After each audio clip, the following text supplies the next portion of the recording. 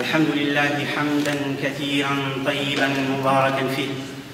اللهم لك الحمد كما ينبغي لجلال وجهك وعظيم سلطانك. الحمد لله الذي هدانا لهذا وما كنا لنهتدي لولا أن هدانا الله، وأشهد أن لا إله إلا الله وحده لا شريك له، وأشهد أن محمدًا عبده ورسوله، أدى الأمانة وبلغ الرسالة ونصح الأمة وكشف الله به الغمة، وجاهد في الله حق جهاده حتى أتاه اليقين. اللهم صل على سيدنا محمد النبي وعلى أزواجه أمهات المؤمنين وعلى ذريته وأهل بيته كما صليت على آل سيدنا إبراهيم في العالمين إنك حميد مجيد. اللهم إنا نبرأ من حولنا وقوتنا إلى حولك وقوتك، فلا حول ولا قوة إلا بالله العلي العظيم.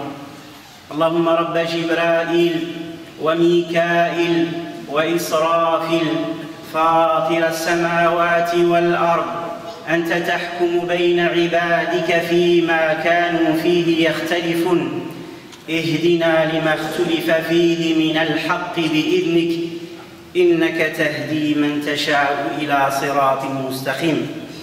أما بعد، أيها الأحباب، أوصيكم ونفسي بتقوى الله عز وجل. عن أبي هريرة رضي الله عنه عن النبي صلى الله عليه وسلم أن رجلاً زار أخاً له في قرية أخرى، فأرسل الله له على مدرجته ملكاً، فلما أتى عليه قال: أين تريد؟ قال: أريد أخاً لي في هذه القرية. قال: هل لك عليه من نعمة تربها؟ قال: لا، غير أني أحببته في الله عز وجل. قال: فإني رسول الله إليك بأن الله قد أحبك كما أحببته فيه. يقول الإمام محمد بن المنكدر رحمه الله: وقيل له، سئل: ما بقي من لذتك؟ قال: لقاء الإخوان وإدخال السرور عليهم. وقال أبو عمرو الأوزاعي: حدثني عبدة بن أبي لبابة عن مجاهد رحمهم الله أجمعين، ولقيه فأخذ بيدي، ولقيته فأخذ بيدي، فقال: إذا تراءى المتحابان في الله فأخذ أحدهما بيد صاحبه وضحك إليه تحاتت خطاياهما كما يتحات ورق الشجر. قال عبده: فقلت له: إن هذا ليسير. فقال: لا تقل ذلك، فإن الله تعالى يقول: لو أنفقت ما في الأرض جميعا ما ألفت بين قلوبهم. قال عبده: فعرفت أنه أفقه مني. Chères sœurs, chers frères, le sujet d'aujourd'hui est impossible à traiter en quelques mots, mais soulever ou éveiller notre conscience à un sujet aussi fondamental qui est notre moelle épinière, la moelle épinière de notre communauté. C'est la base, c'est la force et c'est ce que Dieu veut de nous. Tout le reste peut être négociable, sauf ceci, sauf le pilier. Le prophète sallallahu alayhi wa sallam raconte à ses compagnons un événement qui s'est produit. Ce n'est pas une histoire, un récit inventé, c'est une histoire vraie qui s'est produite, puisque c'est le digne de véracité et le digne de confiance qui la rapporte. Le prophète sallallahu alayhi wa sallam dit à ses compagnons: il y avait un homme qui est sorti de chez lui et il est parti faire un voyage dans une autre cité pour visiter un de ses frères en Dieu, un de ses bien-aimés en Dieu. Et Dieu subhanahu wa ta'ala, pour l'éprouver, a fait descendre un ange sous apparence humaine. Et les anges ne descendent pas pour des choses futiles. وَمَا نَتَنَزَّلُ إِلَّا بِأَمْرِ رَبِّكَ لَهُ مَا بَيْنَ أَيْدِينَا وَمَا خَلْفَنَا. Nous ne descendons pas pour juste la demande de qui que ce soit. Les anges ne descendent qu'avec véracité et pour des choses très très importantes. Dieu envoie un de ses anges qui prend l'apparence humaine et qui attend cet homme sur son chemin. Puis quand il arrive à sa hauteur, il le salue, il l'interpelle et il lui dit « Où vas-tu » Il lui dit « Je vais visiter un de mes frères que j'aime en Dieu. » Il lui a dit « Est-ce que tu as un intérêt à aller le voir? Est-ce qu'il y a quelque chose entre vous? Tu as une dette? Est-ce qu'il te doit quelque chose? Est-ce que tu vas lui demander quelque chose? Etc. » Cet homme lui dit « Il n'en est rien. Je vais le voir simplement parce que je l'aime pour Dieu et en Dieu. » Et Satan, je lui ai dit « Alors sache que Dieu t'aime pour l'amour que tu portes pour ton frère en Dieu. » Et Muhammad ibn al-Munkadir rahimahullah, on lui a demandé qu'est-ce qu'il reste des plaisirs terrestres. Quels sont les plaisirs terrestres qu'il reste? Il a dit c'est la fraternité, c'est de visiter ses frères, c'est de rencontrer ses frères. Et il disait également rencontrer mes frères et faire entrer de la joie dans leur cœur, c'est ça mon plaisir d'être vivant sur terre. Et Abd ibn Lubaba, il a rencontré Mujahid, deux grands tabi'in, deux grands parmi la génération des tabi'in, des gens qui ont été éduqués par les compagnons du prophète sallallahu alayhi wa sallam. Mujahid, il rencontre Abd ibn Lubaba, il le prend par la main, il le salue, il lui sourit, il lui dit des belles paroles. Et il lui dit, sache, quand deux frères qui s'aiment en Dieu, c'est valable pour deux sœurs, deux frères qui s'aiment en Dieu, quand ils se rencontrent et ils se serrent la main, se sourient, se disent des paroles de douceur et des bonnes paroles, leurs péchés tombent comme les feuilles d'un arbre. Abd ibn Lubaba lui a dit, c'est facile ça à faire, c'est facile à faire. Il lui a dit non, pas du tout, ce n'est pas facile. La preuve, c'est que Dieu subhanahu wa ta'ala, il dit, si tu avais dépensé tout ce qu'il y a sur terre pour harmoniser leur cœur, tu n'aurais pas pu le faire. Mais c'est Dieu, c'est par la grâce de Dieu que Dieu a harmonisé entre vos cœurs.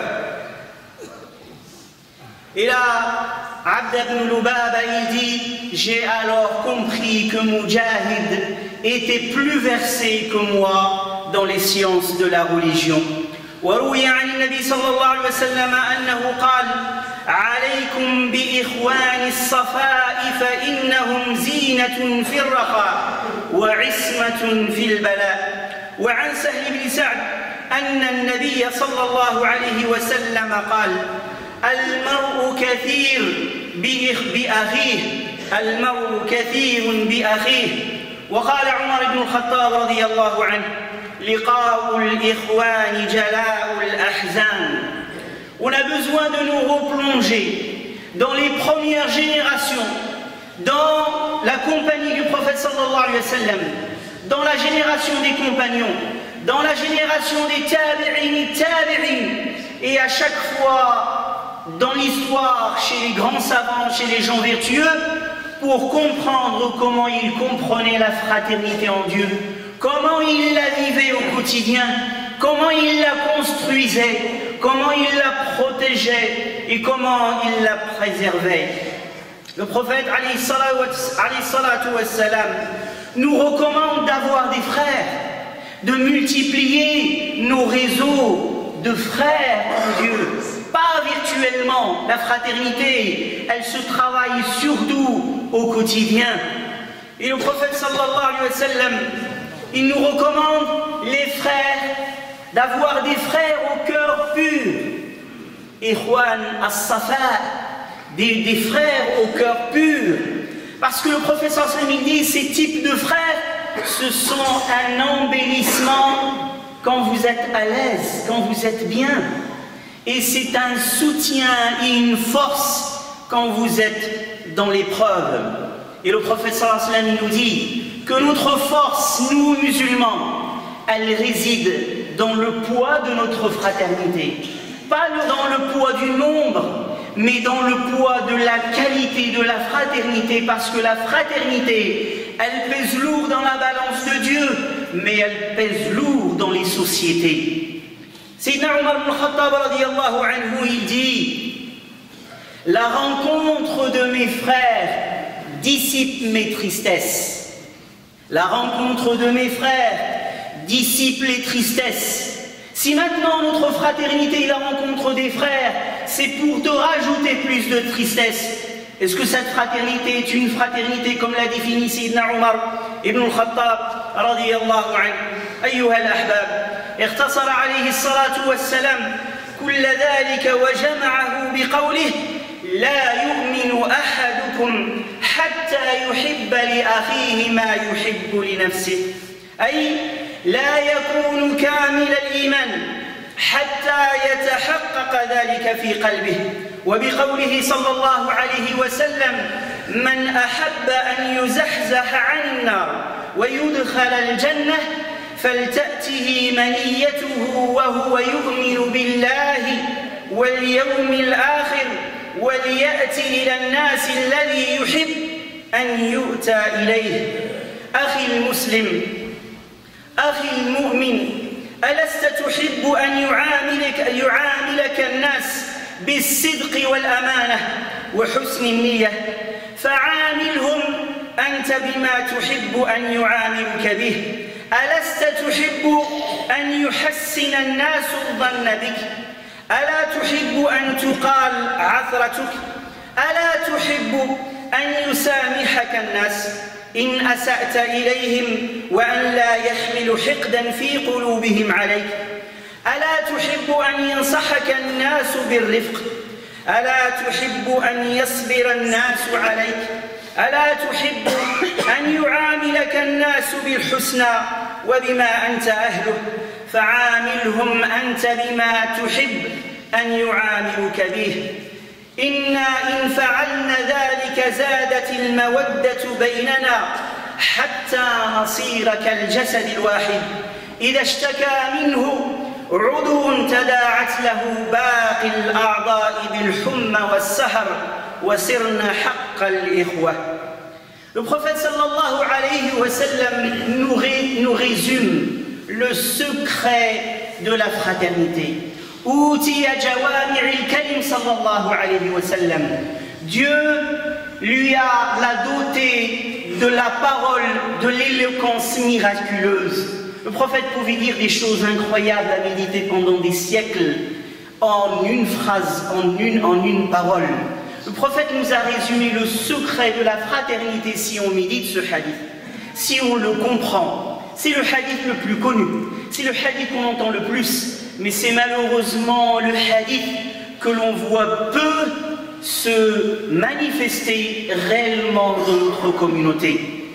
Le prophète sallallahu alayhi wa sallam nous dit: vous ne serez véritablement croyant, votre foi ne sera véritablement complète que lorsque vous aimerez pour vos frères ce que vous aimez pour vous-même. Simple, il n'y a pas besoin de faire des études, il n'y a pas besoin d'avoir des diplômes, il y a besoin d'avoir un cœur et d'entendre et de comprendre avec ce cœur, tu te comportes avec tes frères comme tu voudrais qu'on se comporte avec toi. Parle avec les autres comme on voudrait qu'on parle avec toi. Tu voudrais que les gens te parlent avec douceur, parle avec eux avec douceur. Tu veux que les gens te sourient, tu veux que les gens te regardent quand ils te saluent, tu veux que les gens demandent tes nouvelles, tu veux que les gens patientent à tes défauts et couvrent tes défauts, tu veux que les gens ne te jalousent pas, tu veux que les gens, lorsque tu fais une erreur, te pardonnent et te trouvent 1001 excuses. Tu veux, eh bien comporte-toi de la même manière avec les autres. Allah fera que tu auras le retour de cette bonne action. Hal jazaa'ul ihsani illa al-ihsan. أقول قولي هذا وأستغفر الله لي ولكم فاستغفروه إنه هو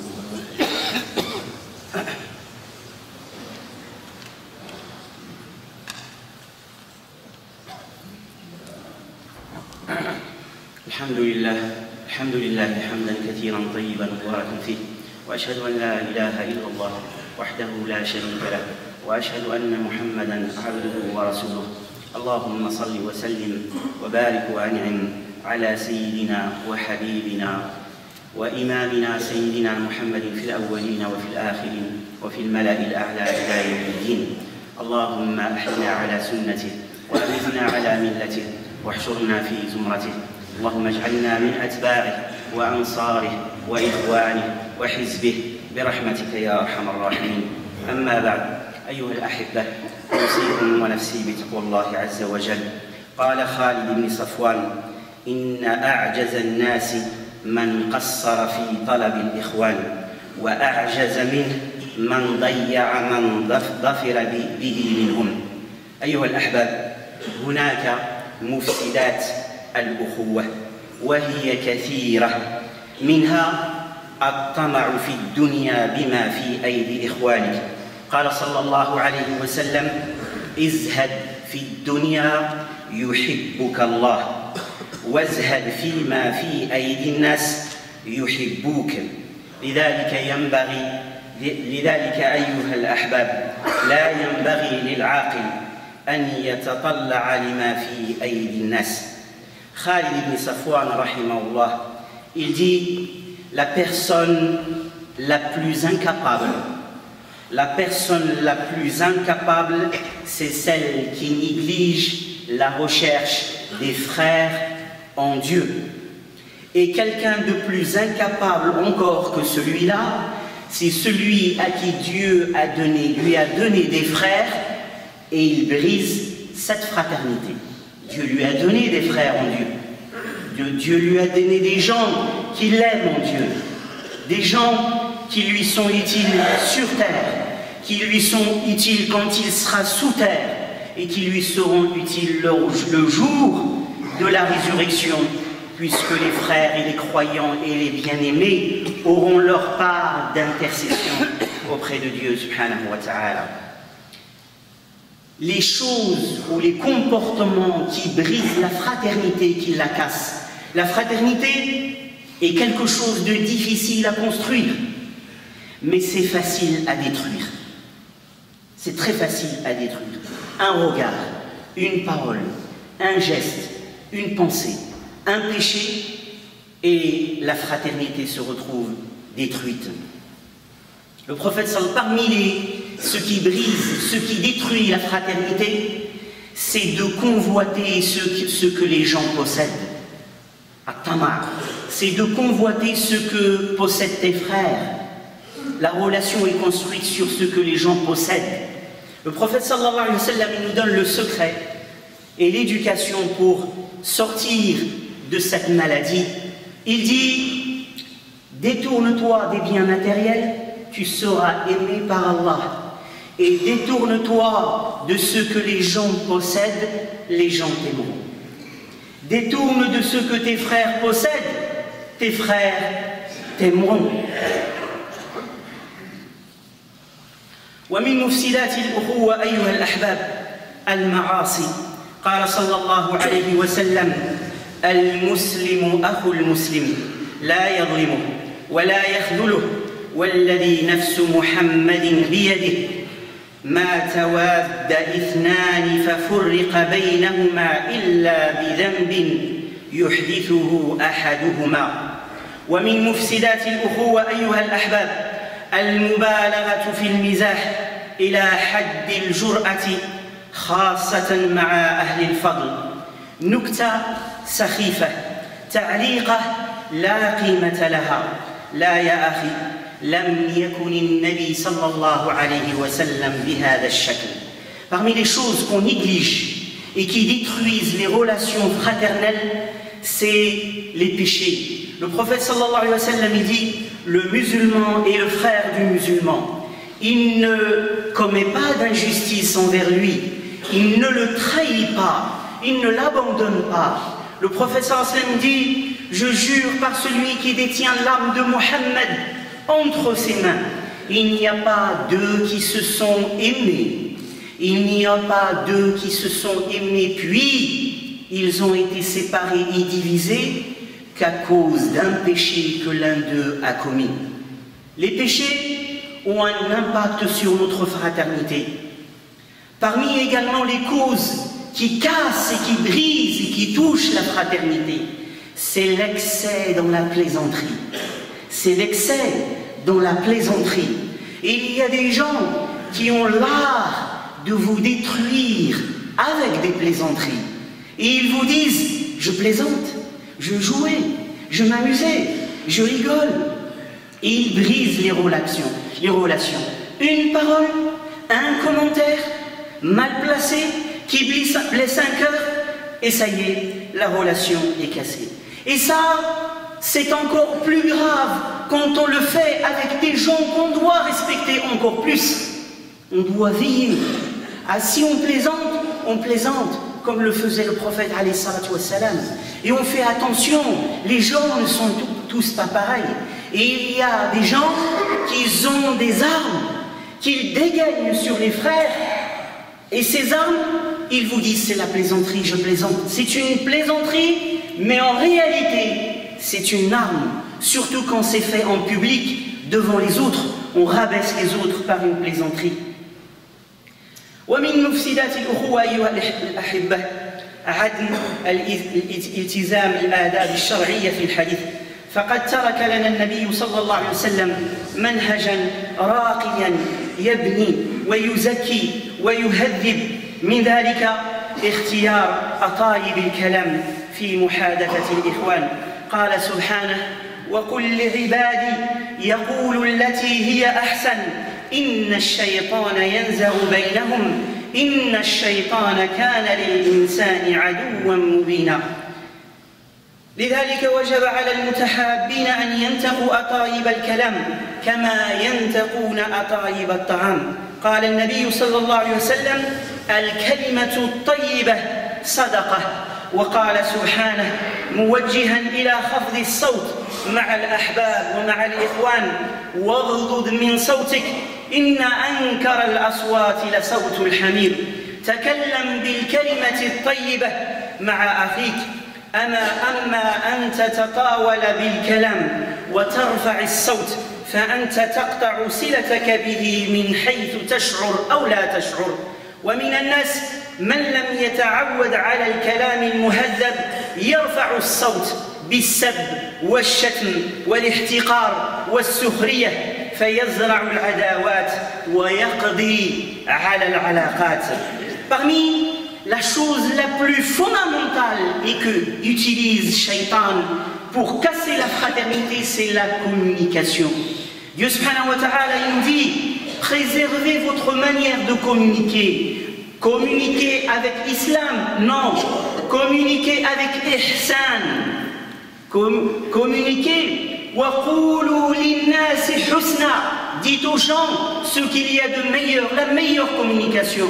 Parce que lorsque la communication n'est pas une communication choisie avec les mots, les meilleures paroles, Satan s'invite dans cette communication et il commence à semer la discorde entre les frères et les sœurs. En islam, la parole a le poids du noumoun. Allahu Akbar. La parole, la bonne parole a le poids du noumoun. Tu as la capacité, la possibilité et l'opportunité à chaque fois que tu parles de faire des dons, des sadaqas. Ici, imaginez que quand votre frère vous parle, il est en train de vous faire des sadaqas. Mais il y a des frères, quand ils parlent, vous avez envie de leur dire « je te donne de l'argent, mais juste ferme ta bouche. Juste ne parle plus. Juste ne me dis plus rien. » Parmi également les qualités à avoir, ou ceux qui pourraient casser la fraternité entre les frères, c'est le fait d'élever sa voix quand on parle avec ses frères. D'élever sa voix quand on parle avec ses frères. Vous avez l'impression que la personne est en train de vous disputer en permanence. Vous avez l'impression que la personne est en train de vous reprocher en permanence. Alors que je suis à côté de toi. Tu peux me parler doucement, mon frère, j'entends, je comprends. Tu peux aussi, quand tu me parles, me regarder. Tu peux aussi, quand tu me parles, me sourire. Tu peux aussi, quand tu me parles, poser ta main sur mon épaule. Tu peux aussi, quand tu me parles, parler et me parler avec ton cœur. Allah subhanahu wa ta'ala, il nous met en garde ceux qui élèvent leur voix. Et il nous dit que la voix, la pire voix élevée, c'est celle des âmes. C'est celle des âmes. Et ceux qui ont ce défaut, ils cassent les relations fraternelles en le sachant ou sans le savoir. ومن مفسدات الأخوة أيها الأحباب المراء والجدال. قد تنقطع العلاقة المتينة بسبب جدال عقيم داخلته حظوظ النفس وبتغريد من الشيطان يدافع عن عقيدته وعن دينه وهو في الحقيقة يدافع عن نفسه وكبريائه بسبب بروز طبائع العناد والمكابرة فلا يبقى معها مكان للأخوة. قال رسول الله صلى الله عليه وسلم إن أبغض الرجال إلى الله الألد الخصم. Ce qui casse la fraternité, la polémique avec tes frères. Tu veux garder tes frères? Tu veux garder ta fraternité avec tes frères? Ne polémique pas avec tes frères. Tu veux polémiquer? Polémique avec Shaitan. Polémique avec ton ego. Mais ne polémique pas avec tes frères. Si tu vois que la polémique commence à s'installer, dis mon frère, que Dieu te pardonne, si j'ai raison, que Dieu te pardonne, et si j'ai tort, que Dieu me pardonne. Pourquoi est-ce que je vais polémiquer avec mes frères? Il y a des frères qui élèvent leur voix, polémiquent, s'énervent, en prétendant que c'est au nom de l'islam et au nom de la religion et qu'ils sont jaloux sur la aqida, etc. Wallah al-azim, que la plupart des temps, ils sont, cet énervement et cette colère et cette voix qui est élevée, c'est pour leur ego, c'est pour leur nafs, c'est la manifestation de leur orgueil. Et le prophète sallallahu alayhi wa sallam nous dit que les pires gens auprès de Dieu, c'est le polémiqueur, celui qui polémique à tort et à travers. يقول صلى الله عليه وسلم ما ضل قوم بعد هدى كانوا عليه إلا أوتوا الجدل. Le prophète sallallahu alayhi wa sallam il dit à chaque fois que des gens ont été sur la guidée et la voie, puis ils se sont égarés, eh bien Allah les envoie, il leur envoie et les punit par la polémique. Polémique en permanence, permanence.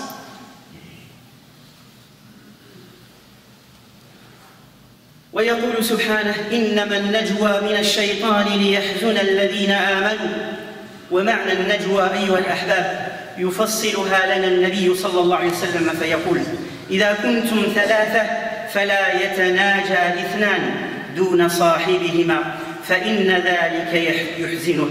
قال العلماء إن الشيطان يوسوس له ويقول له إنهم يتكلمون فيك ويستهدفونك في كلامهم. Et la dernière chose, mais ce n'est pas la dernière chose, il reste toute une liste de choses qui brisent la fraternité. Cherchez, étudiez, écoutez, pour pouvoir nous préserver de ce qui brise un don et un bienfait que Dieu nous a donné, qui est al-ukhuwa fillah. Innamal mu'minuna ikhwa. Ce mot aujourd'hui, qui est un mot utilisé, mais qui a été vidé de son sens. Et à l'époque des compagnons, il était très peu utilisé, mais il était réaliste et vivant, et on le voyait dans la réalité quand quelqu'un disait « Ari ». Aujourd'hui, quand quelqu'un dit « Ari », tu as 1000 questions à l'intérieur qui se posent. Ce Ari, c'est quel Ari? C'est quel Ari? Est-ce que c'est Ari et il va me lancer derrière une flèche? Est-ce que c'est Ari où il va simplement me demander quelque chose? Ou bien Ari juste pour polémiquer? Ou bien Ari pour me rabaisser? Quel est ce Ari? Quel est ce Ari? Parmi les choses extraordinaires dans la sunna du prophète sallallahu alayhi wa sallam, Allah subhanahu wa ta'ala nous dit, il nous met en garde contre le fait de parler en aparté ou de parler en secret lorsqu'il y a une troisième personne avec nous.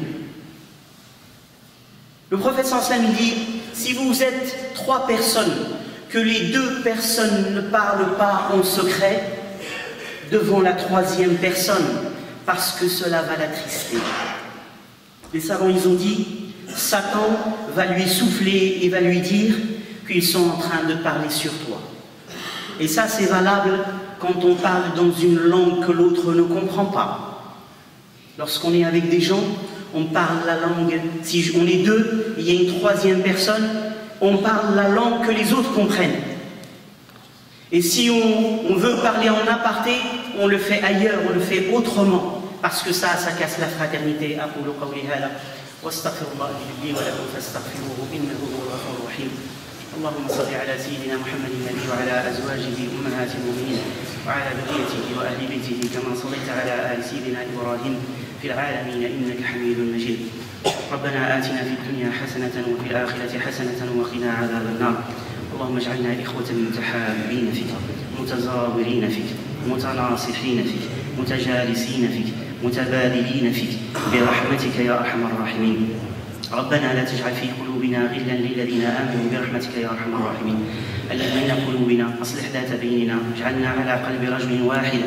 اللهم انصر من نصر الدين، اللهم انصر الإسلام وانصر المسلمين. اللهم كن لإخواننا المستضعفين في كل مكان، اللهم كن لإخواننا المستضعفين في سوريا. اللهم ارفع عنهم الظلم، اللهم احقن دماءهم، اللهم أيدهم وانصرهم وثبتهم. اللهم ارفع عنهم الظلم، اللهم ارفع عنهم الظلم. اللهم كن لإخواننا في بورما، اللهم أيدهم وانصرهم وثبتهم وارفع عنهم الظلم واحقن دماءهم.